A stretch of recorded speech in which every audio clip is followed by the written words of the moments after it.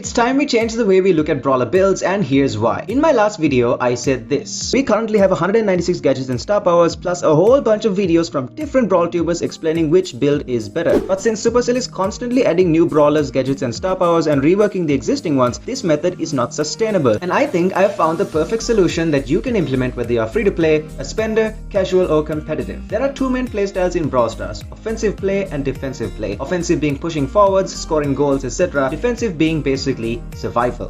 Now here's what I discovered. Brawler builds are the combo of brawler, gadget and star power, right? What's actually interesting is that every brawler in the game has one offensive gadget and star power and one defensive gadget and star power. Isn't that crazy? Think about it. Shelly has fast forward and offensive gadget, and Clay Pigeon's a defensive gadget. Shell Shock offensive star power, Band-Aid defensive star power. Or Gale, who has Spring Ejector and Freezing Snow, which are offensive, plus Twister and Blustery Blow, which are defensive. Every brawler in the game has a similar categorization of offensive and defensive gadget and star powers. So for each brawler, you can actually make two types of brawler builds: an offensive build and a defensive build.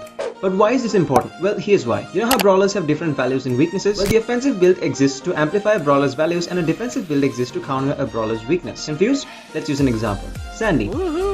Sandy is a support and control value brawler, right? So let's say we want to amplify his values. Basically, give him more support and control. Which build helps him achieve this? Sleep Simulator increases his opportunity to provide support by allowing him to live longer, and Root Sands increases his control value by damaging enemies who enter his sandstorm, creating more area denial. And therefore, his offensive build, the build which amplifies his existing values, is Sleep Stimulator and Root Sands. Sandy is weak to sneak attacks, and Sweet Dreams comes in handy in a pinch. He also has very low health. Since the Healing Wind star power heals teammates and himself, that would be his defensive star power. So his defensive build, the build that counters his weaknesses, is Sweet Dreams and Healing Winds.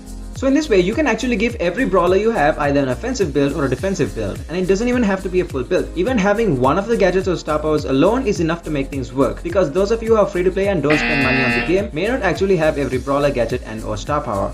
So here's how to make any build work no matter what gadgets or star powers you have with you. I want you to stop thinking about it as the best build and the worst build. Instead, think about it as the offensive build and the defensive build and the functions of said builds. If you have the offensive build, that means whatever values your brawler has will be amplified, and inside of a game, you are twice as powerful as you normally would have been. And if it's a defensive build you have, that means you can deal with your brawler's weakness. Inside of a game, you are less likely to die from a counter. And if you have an offensive gadget but a defensive star power, or vice versa, that means you have a little bit of both. But let's say you've got a maxed out brawler. How does it work then? Well, you can look at it in two ways, and it's your choice which of the following methods you want to use. First method is to think about their health. When you round the brawler's health off to the nearest 1000, if their health is less than 5000, the defensive build is the better pick. And if their health is more than 5000, the offensive build is the better pick. In case of our example with Sandy, his health is 5000 when rounded off, therefore he's better off with the defensive build.